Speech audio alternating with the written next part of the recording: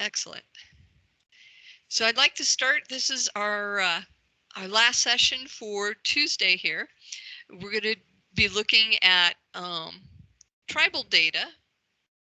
And our speaker here is Amadeo Shije, and he's been with the Census Bureau for quite a few years.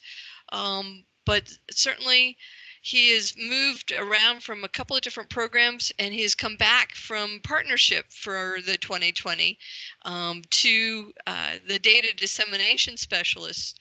And he is our Data Dissemination Specialist for New Mexico.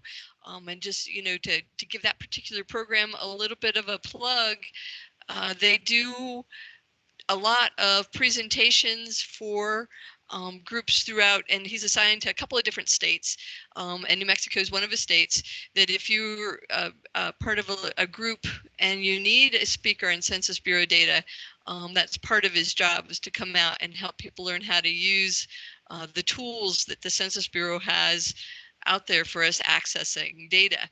And when I saw that he was going to be our data dissemination specialist after Pauline Nunez retired and the other data dissemination specialists were kind of moved around for us, I was like, yay, because he knows and understands the needs of our data users in New Mexico.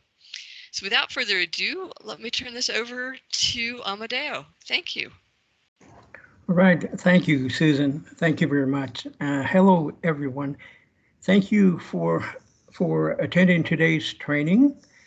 My name is Amadeo Shije. I am one of many data dissemination specialists with the U.S. Census Bureau's Data Dissemination Training Branch, which is located out of Suitland, Maryland.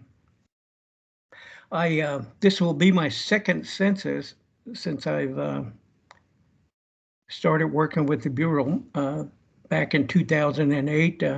Prior to that, I was in tribal affairs. I was chairman of the All Indian Pueblo Council here in Albuquerque. And like I said, I was in 2010 census, I was the tribal partnership coordinator, and then once again for the 2020 census.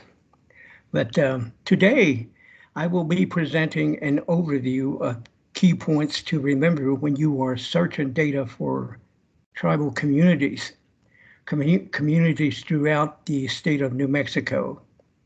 By the end of the session, you will become better equipped to work with census data for demographic and economic analysis for your communities, receive an overview of key concepts, data sets available for tribal areas and other non-tribal communities.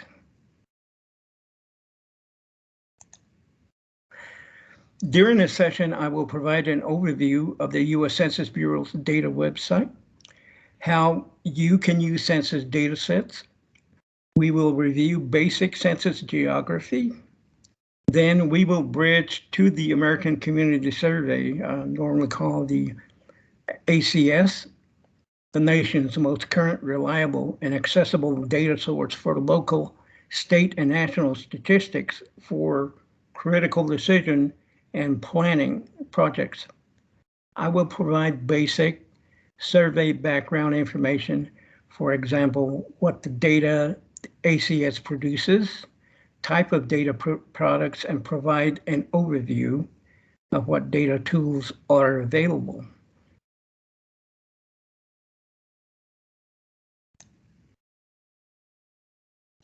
We will now focus on the ACS.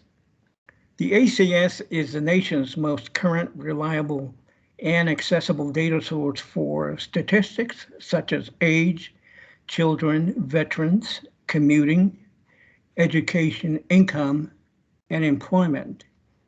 It surveys 3.5 million addresses and provides over $675 billion of federal government spending each year for much needed community projects and covers 40 plus topics, supports over 300 evidence-based federal government uses, and produces 11 billion estimates each year. Key annual data releases include the one-year ACS for large populations over 65,000, the one-year supplemental estimates for small populations over 20,000, and of course the 5-year estimates for all populations 20,000 and under, where this is normally where majority of our tribal nations, tribal governments fall under because of the population threshold. ACS data are important to tribal governments. Officials such as planners, tribal program directors, and to federal and state government agencies and non-governmental organizations that provide services to improve the well-being of tribal populations. Data will show migrations of tribal members from tribal areas to urban areas and vice versa.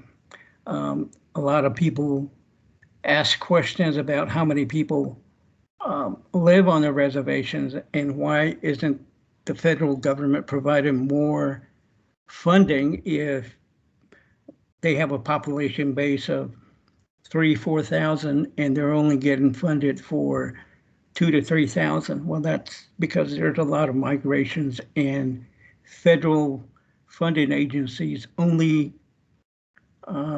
provide services or funding for on-tribal populations. The data will provide information on educational attainment of various age groups, to name just a few. So there's a lot of information that can be pulled from the American Community Survey. Ever since 1790, the data collected from the decennial censuses have been the official figures used every 10 years to compute the number of congressional representatives allowed each state.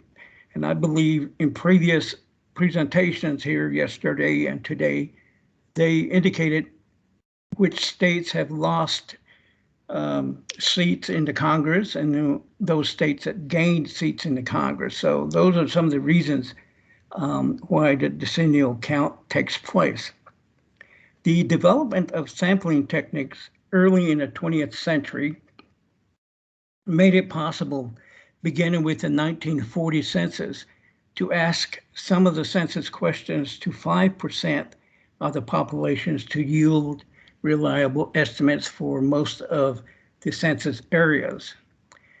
Thereafter, the proportion of the household included in a sample varied from one census to the next. Nationwide, for Census 2000, the sample questions were asked in 1 out of 6 households. In response to concerns that decennial census data took too long to release and were quickly out of date, Census Bureau began development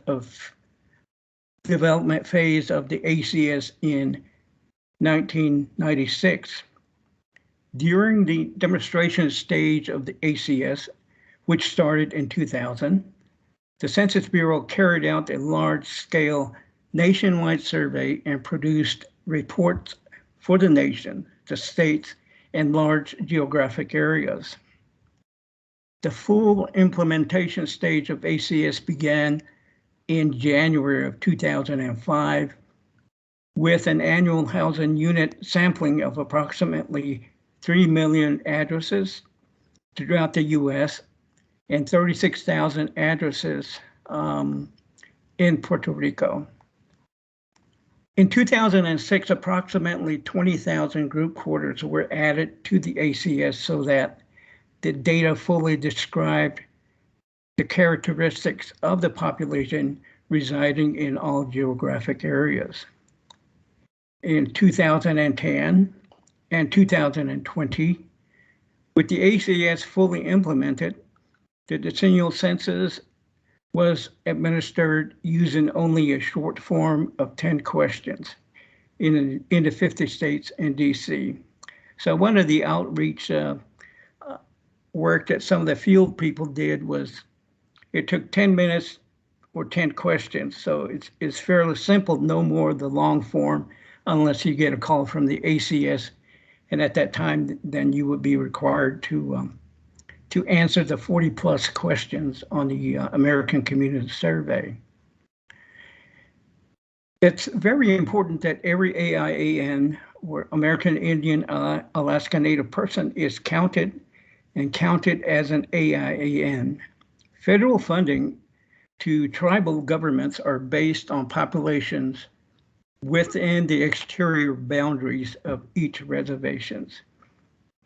Now, we do have like the urban Indian centers throughout the country also utilize census data to provide services for those individuals residing in metropolitan areas.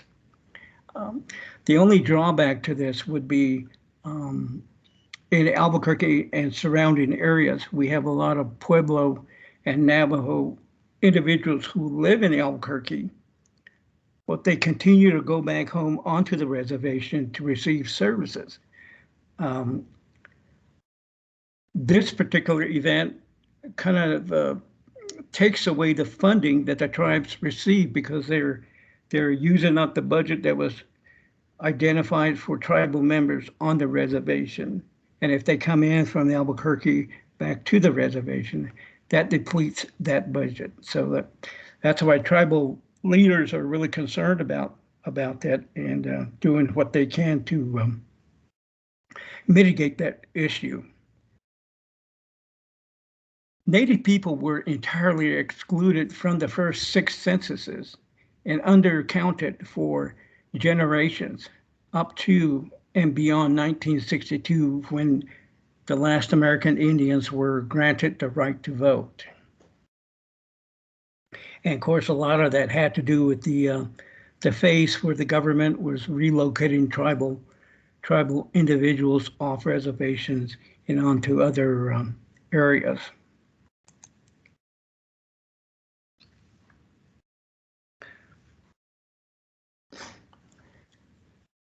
The Census Bureau began processing the data collected for the 2020 census.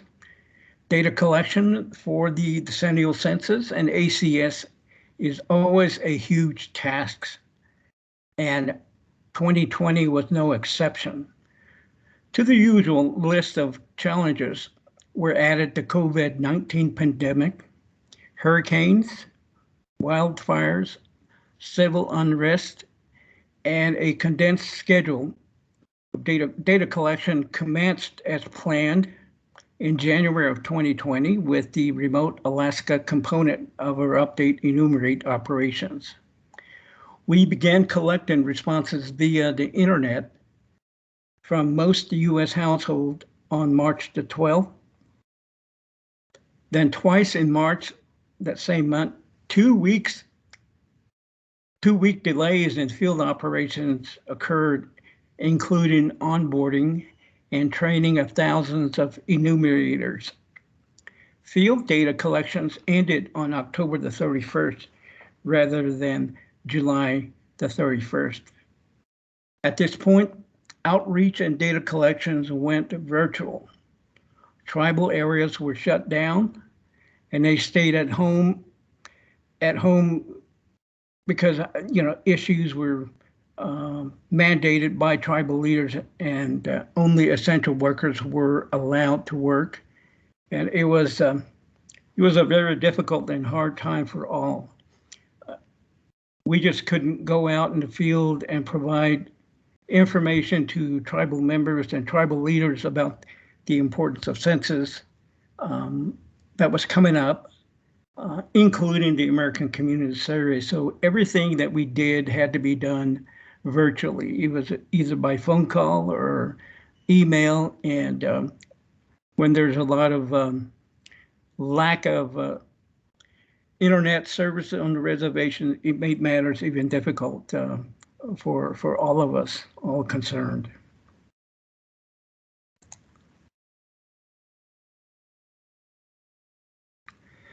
The census provides every 10 years the basic and demographics of the population and housing totals.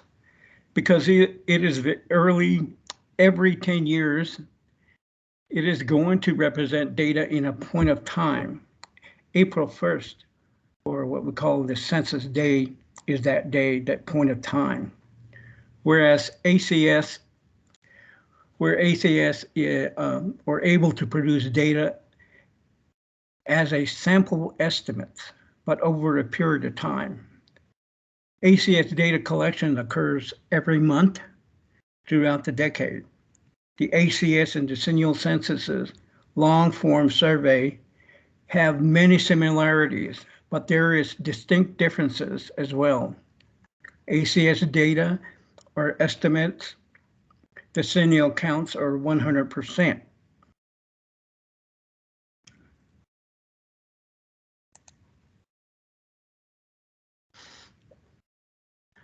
The content collected by the ACS can be grouped into four main types of characteristics: social, demographic, economics, and housing. Social demographics include topics such as education, marital status, fertility, veteran, disability status, place of birth, and others. ACS also collects basic demographic characteristics such as age, sex, race, and Hispanic origin. This is the same information that is collected on the decennial census. The economic characteristics include such topics as employment, employment status, income occupation, health insurance, and others. And finally, housing. Housing includes tenure, occupancy, year built, mortgage, plumbing, to name just a few. This slide is a good guide when you are navigating to search for data. You can look at the specific topics, and underneath the topic, it kind of lists all the items that would be available if you click on topic as you get onto the website. And same with demographics and housing.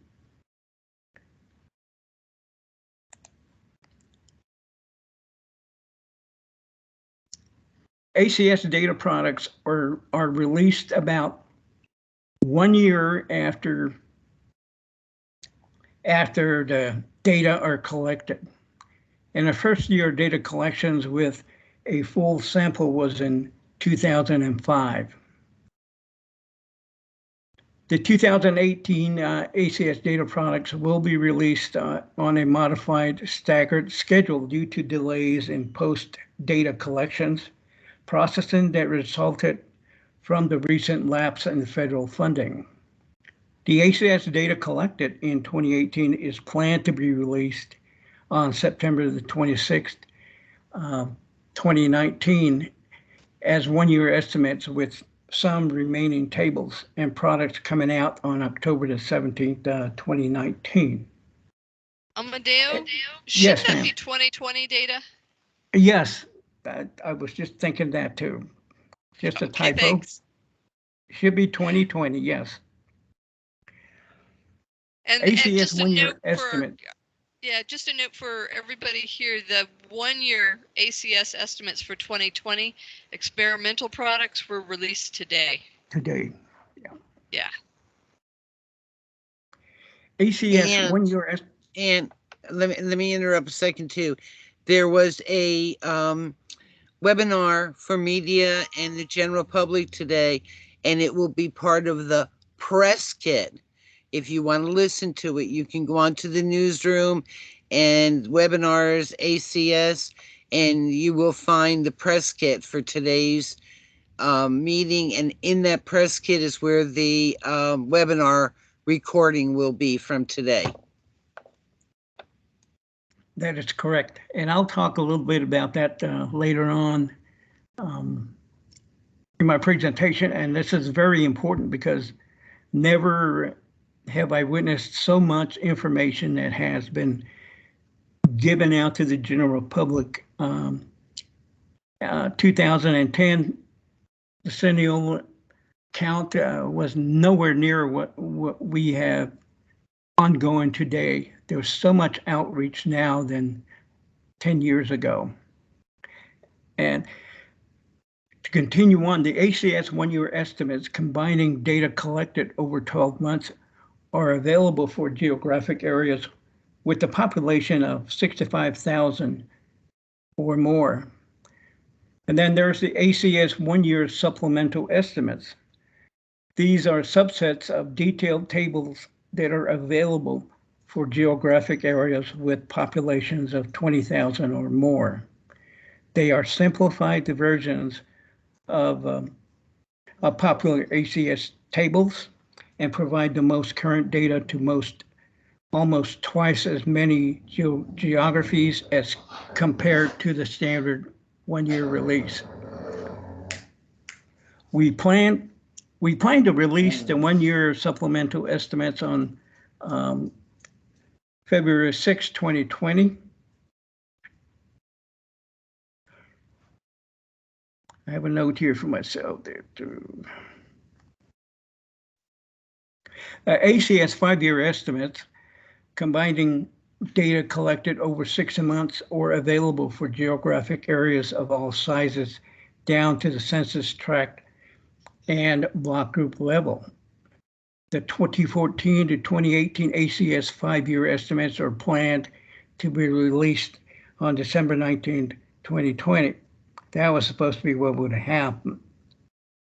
With some remaining tables and products coming out on January of 2020. But as you all know, with the pandemic and everything has been delayed.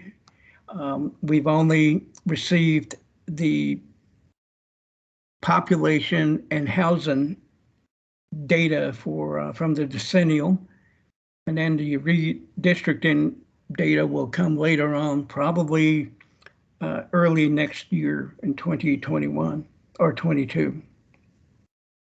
Thus, ACS data are available for geographic areas with a population of 20,000 or more in the form of 1-year and 5-year estimates.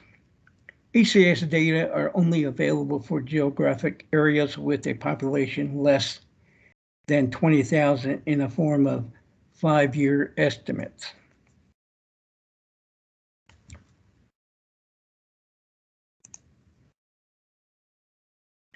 Let's take a look at Census Geography.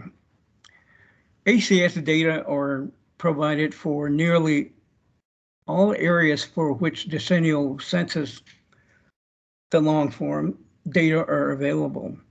These areas include states, counties, and incorporated places such as cities, towns, as well as AIAN governmental and statistical areas such as the American Indian reservations, Alaska Native Village statistical areas, or the Oklahoma tribal statistical areas. The large majority of AIAN areas have populations of less than 20,000 and will therefore receive only the 5-year data products, with the exception of some of the tribes who have the population threshold that meets the 1-year products, such as the Navajo Nation, the Cherokee Nation, just to name a couple.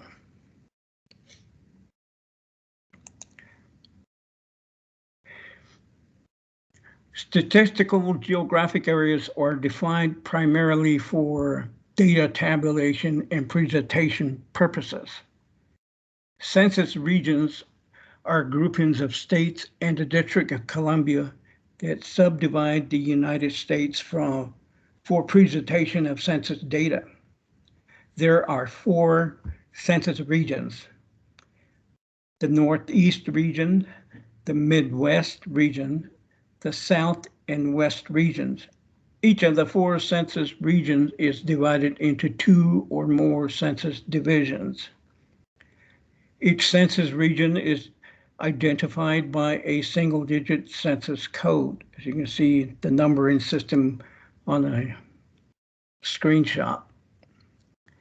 Census divisions are grouping groupings of states and the District of Columbia that are subdivisions of the 4 census regions.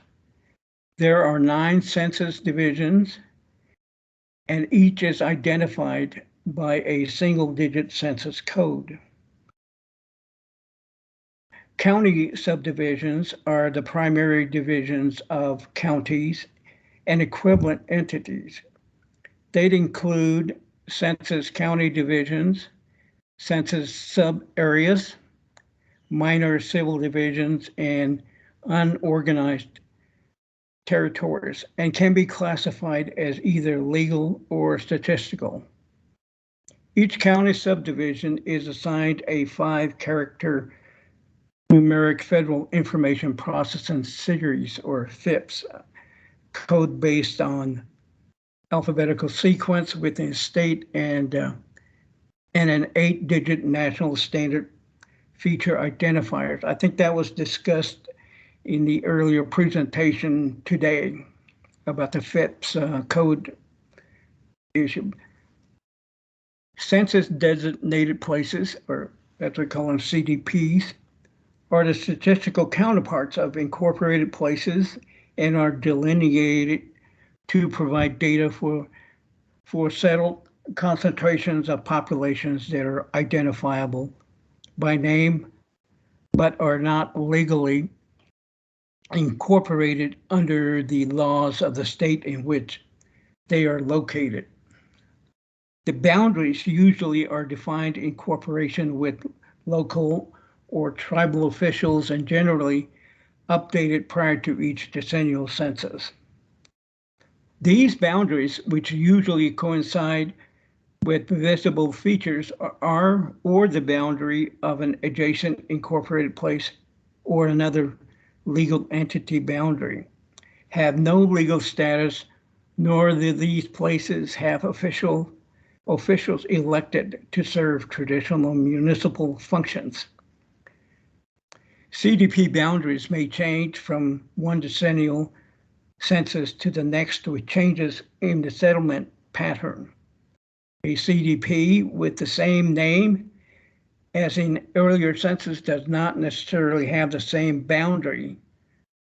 CDPs must be contained within a single state and may not extend into an incorporated place. There are no population size requirements for CDPs. Public use microdata are geographic areas for which the Census Bureau provides selected extracts of raw data from a small sample of census records that are screened to protect confidentiality. These extracts are referred to as public use micro samples, or PUMS, PUMS files. These areas are required to contain at least 100,000 people. And zip code tabulation areas are approximate areas representations of the U.S. Postal Service 5-digit zip code service areas that the Census Bureau creates while using whole blocks to present statistical data from censuses and surveys. The Census Bureau defines ZCTAs by allocating each block that contains addresses to a single ZCTA, usually to the ZCTA that reflects the most frequently occurring zip code for the address within that tabulation block. Blocks that do not contain addresses but are completely surrounded by a single ZCTA are assigned to the surrounding ZCTA. Those surrounded by multiple ZCTAs will be added to a single ZCTA based on limited buffering performed between multiple ZCTAs. The Census Bureau identifies 5-digit ZCTAs using a 5-characteristic numeric code that represents the most frequently occurring U.S. Postal Service zip code within the ZCTA, and this code may contain leading zeros. Next, the census tracts. Census tracts are small, relatively permanent of a county or county equivalent. Census tracts generally have a minimum population of 1,000 or 480 housing units and a maximum population of 8,000 people or 3,200 housing units. Tracts have an optimum size of 4,000 people or 1,600 units. Block groups are statistical divisions of census tracts and are defined to contain a minimum of 600 persons or 240 housing units and a maximum of 3,000 people or 1,200 housing units. In the American Community Survey, block groups are the lowest level of geography published. Census blocks are statistical areas bounded by visible features such as streets, roads, streams, and railroad tracks, and by non-visible boundaries such as selected property lines and city, township, school districts, and county limits, and a short line of sight extension of streets and roads. Generally, census blocks are small in area. For example, a block in a city bounded on all 4 sides by streets. Census blocks in suburban and rural areas may be large, irregular, and bounded by a variety of features such as roads, streams, and transmission lines. In remote areas, census blocks may encompass hundreds of square miles. Census blocks covers the entire territory of the United States. Census blocks nest within all other tabulated census geographic entities and are basic for all tabulated areas. Now, these statistical areas are designed to have stable boundaries. Boundary changes to existing census tracts as well as newly defined census tracts may occur at the time of each decennial census. So it's important for tribal nations if they want to realign or maybe redesign the some of their boundaries. The boundary annexation survey would be a good time to do that. And then this is a yearly event where the Census Bureau will send out information to each tribal leader to see if there's any changes to their exterior boundaries and to make any corrections to boundaries that the Census Bureau might have in its records.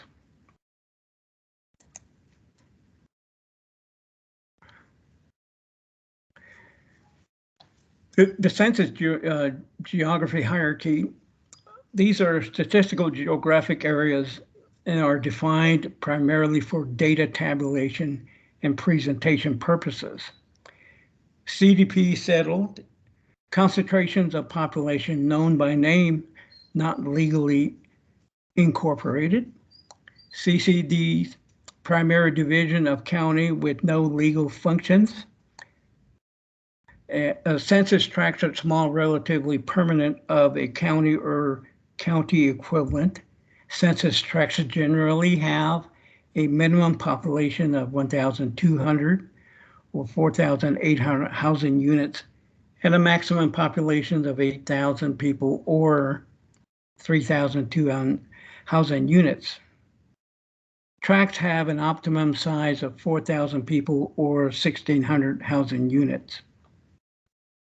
Block groups. Block groups are statistical divisions of census tracts and are defined to contain a minimum of 600 persons or 240 housing units, a maximum of 3,000 people or 1,200 housing units.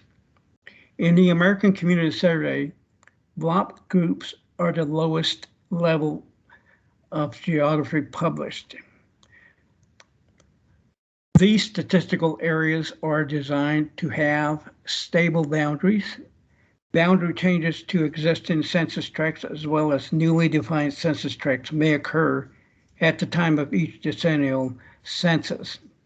As you can see, in the census, it's all about geography. We can provide census data for the whole nation as a whole, or we can break it down to states, and then from states down to county levels, and then into townships, and in the tribal areas, the same thing happens there. We provide that for the whole tribal government, or if they have subdivisions, we can provide data for each of the various subdivisions that they have. They could be either council districts, voting districts, or other names that they go by. So Census Bureau can do that. And when it comes to tribal areas within the exterior boundaries of the reservation, data is tabulated within the geography and includes all populations of all races. Some tribal governments do not subdivide their lands, so population is counted and made available as a whole. There are some tribal nations with lands subdivided by districts, voting district, council districts, and data sets are made available separately for each of those districts. But we can also provide data sets for the whole tribe as a whole. As I just mentioned, they can also be broken down. And some of the tribes that fall under this category, or some of the larger tribes, such as the Navajo Nation, the Lumbee tribe on the East Coast, and some of the other tribal governments within the Denver regions that I can think of, Navajo Nation being one in New Mexico, the Standing Rock Sioux, and some of the Sioux nations up along the Great Plains area fall under the category. The Census Bureau uses numbers or codes to facilitate the organization and editing of the areas we represent in our data. Note that each of the areas represented on this example share the same code, such as one, encircled in the red circle, the 1, 2, 3, 4. That means they are part of the same geographic entity and will be linked together for tabulation and presenting data. The codes that we established for American Indians areas are unique within the nation.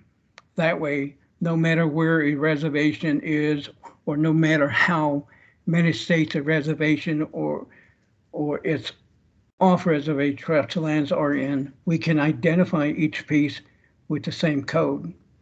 Now, there are some tribal areas where the reservations are not connected. They may be adjacent to it. And then some of the off-tribal land areas are also, several miles away. So this is one way that they can maintain continuity when it comes to developing census data.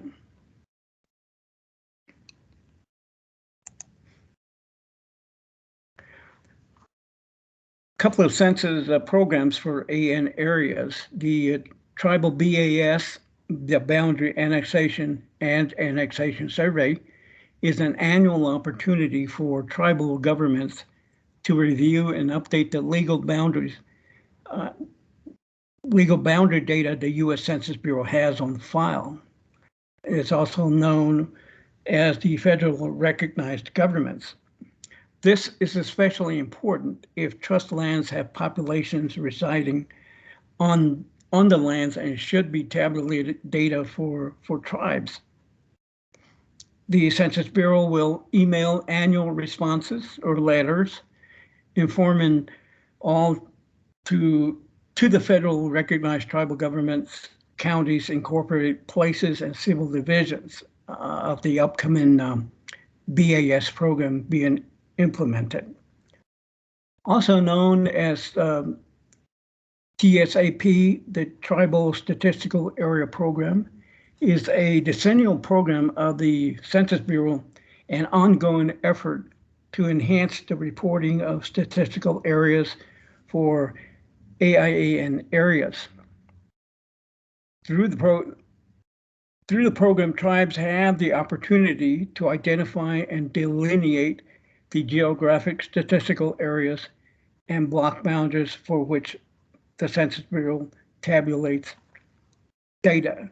Now, this is especially important for the tribe. No, it's not in Oklahoma, not in New Mexico, but it's important for tribes in Oklahoma because they do have tribal statistical areas programs where their tribal members live throughout the general population within their original tribal land areas.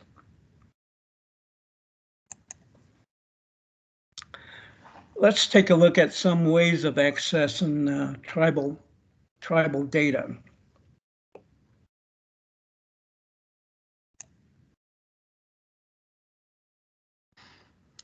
This website highlights the Census Bureau's relationship with tribal governments and provides important American Indian, Alaska Natives, and tribal resources, and publishes specific counts, estimates, and statistics. Within the Intergovernmental Affairs Office, the Tribal Affairs Liaison works directly with tribal governments on matters of policy, legislative concerns, and generates correspondence and provides Census Bureau's director information at his level to provide updates on Census Bureau products, programs, and initiatives. And there is a link on top of the slide. If you type that into your URL, it'll take you to this site and it'll provide you more information. And it's also a good idea if you want to receive information about the Census Bureau initiative, be it ongoing, current, or something has already taken place. You'll be able to receive updates directly from the director.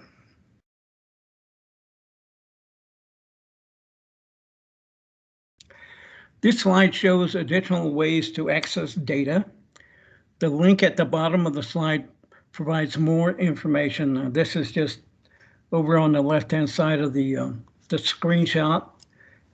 It lists all the various ways that information can be extracted or garnished, or you can search some of the areas depending on what you might be working on. I think it's a good site that we use that quite often in order to pull up data and information about tribal nations, or whenever people request information about their tribal areas.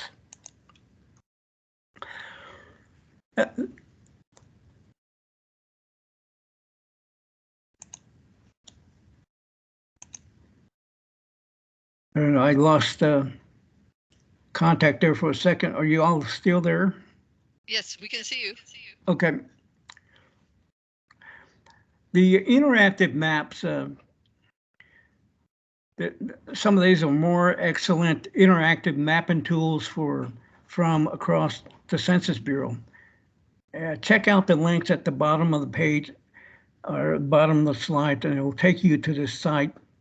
It's really a good source if you want to find out what the Census Bureau is doing, and there's other innovative ways of accessing data and how you can use some of the census data that has been tabulated and compiled for your use.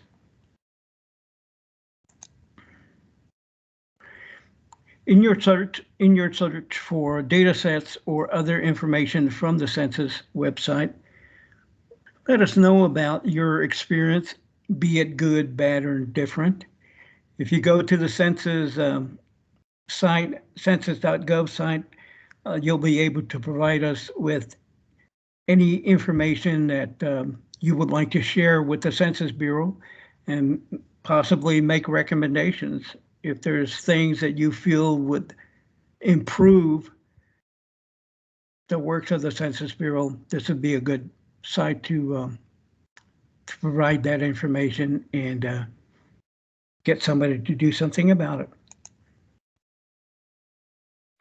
As I mentioned earlier, you can sign up and stay current with all that is taking place around the Census Bureau's world.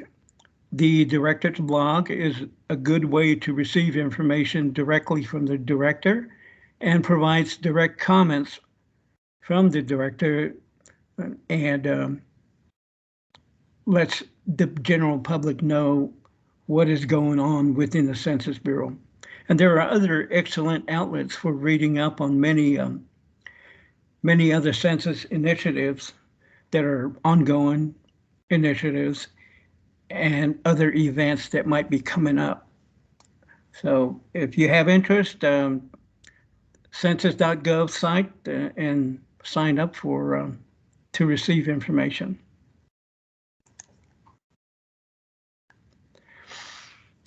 We also have ways and means of communicating. If you have any of these social services within your personal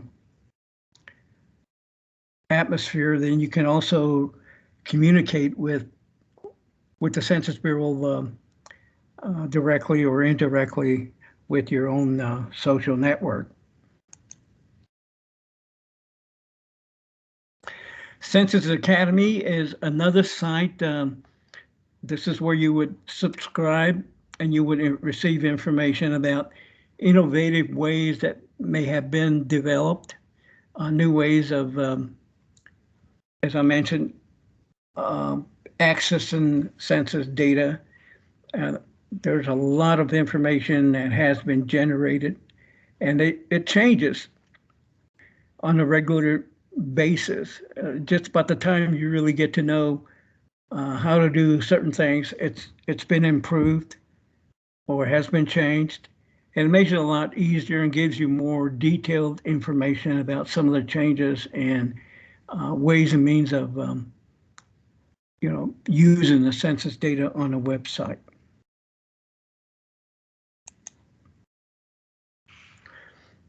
This is a very good way to highlight your census accomplishments, current or ongoing, and even plans for the upcoming 2030 count.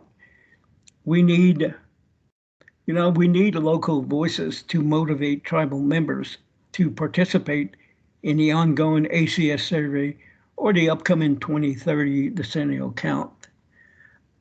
I don't know if we're still going to be under quarantine or the pandemic is still going to be around by 2030, but I had visions that we were going to be able to eradicate this sign that hangs over the tribal governments that they are hard to count areas. I wanted to go in and do some things that were different from 2010 with the staff that I had, and I hired some really excellent staff to do the job. They were motivated, but then a pandemic came in and it just threw everything out the window. And we had to do everything virtually, and it was difficult. I mean, phone calls, emails, we couldn't talk to person and, people face to face. We couldn't deliver information because tribal areas were shut down. And even if they had workers there, most of the essential workers did not include people that we normally or communicate with. So, it was really difficult. So, whatever you can do to help us for the upcoming count in what, 9 years, 8 years, it surely would help. My and this is the end of my presentation. This is my contact information, my telephone number, my email, and I don't know. I don't think I'm going to be able to do any online demonstrations. I'm having issues with the computer, and I tried pull some information up earlier, and it was just providing me with all sorts of information that was not current. So I want to make sure that if you have, and I would like for you to think about maybe requesting a training session for, if it's for yourself, fine, or if you want to put together a group of people, we can do that. We can do it for program directors, tribal leaders, county officials, and other entities within the state of New Mexico. We can do that. And this is at no cost to you all. And it'll be customized to your needs. It won't be a general topic like I showed today, but it'll be more local. And we'll have data information specific to your offices or the kind of work that you all perform. And that's it. Susan, thank you very much. Thank you, Amadeo, for presenting today. And I think I might do a real brief thing because I had one of the things I'd like people to see is how to pull tribal data for New Mexico in Data.Census.gov. And let me see if I can, and maybe because I've got just a little bit better internet connection, because I understand that you're in an area that you have a hard time with that. Mm-hmm. And maybe I could pull something. Okay, let me share my screen. So tomorrow at 1, we'll have Kaneen Reese, and she's going to do Data.Census.gov and how to get in and pull data. But real quick for New Mexico and for tribal data, the website is Data.Census.gov, and I always click on the advanced search. And then on the far left, there's geographies. And one of the coolest things you can do is you can scroll down until you find tribal data. So there's American Indian tribal subdivisions, tribal census tracts, tribal block groups, all those geographies that Amadeo mentioned. And then there's the Hawaiian, the homeland areas and the reservation. But none of those are actually, when I want data and I want tribal data for New Mexico, that isn't exactly what you're looking for. So always move this up at the top where it says show summary level. Mm-hmm. And I go down and I just happen to know because I've been playing with this for a long time, and you look for 280. 280, I'm almost there. There's a lot of different types of tribal areas, but there's more tribal breakdowns than just what you get on the surface. So this is using the summary codes. 280 is American Indian areas, Alaska Native, Hawaiian homeland areas within a state. And this, you can then come in here and say New Mexico. And I can then go all areas in New Mexico. And then when I pull data and I'm just gonna hit the search button, and we'll take the P1 table. Actually, we'll do sex by age. This will give me for all tribal areas, and you'll see there's Acoma, there's Popol de Cochiti, there's Fort Sill Apache, and as you scroll across, you can see I've got all the tribal areas that fall in New Mexico, and I have the data that I'm looking for tribal areas in New Mexico. So the real trick here, or the key that I've got is that you move that geography there, and then you search for tribal areas 280, and then you can get all the geographies within a state. And most of the data users I work with, that's the trick they really need to know. So that's my, I don't know, you want to call that a special tip for the day? Yeah.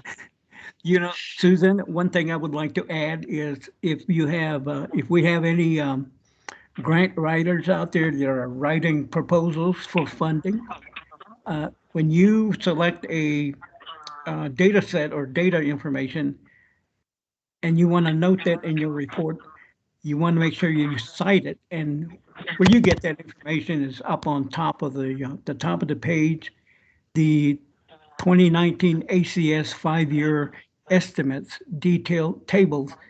This is where the funding agency is going to go to check your figures. If they're not the same figures, then they may question you, or they may fund the program under a different amount of monies. And so that I think that's the big key I wanted to show today. And I really appreciate you speaking. Now let me, Susan, yeah. I was going to say, before you go back and share your screen, and click on customize table. All right, can you see it? Not yet. Yep. There we go. Now click on customize table. Customize table. When you do that, it now has a new Excel download. That's it's awesome, isn't it, guys? Yep.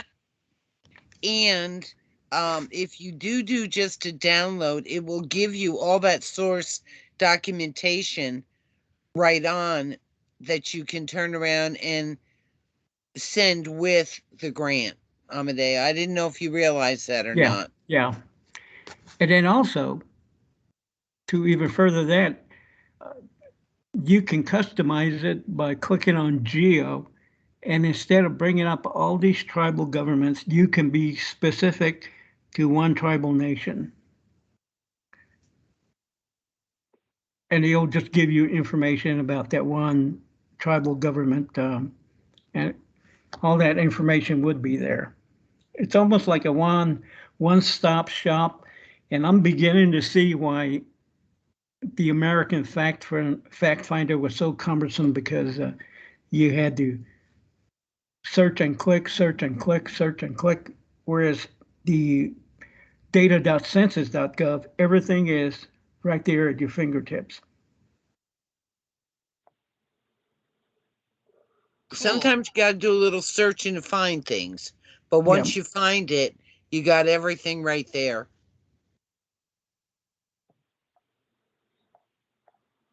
Do you want me to stop the recording, Susan? Let us go ahead and stop the recording. And I was just going to say that tomorrow's next session at 10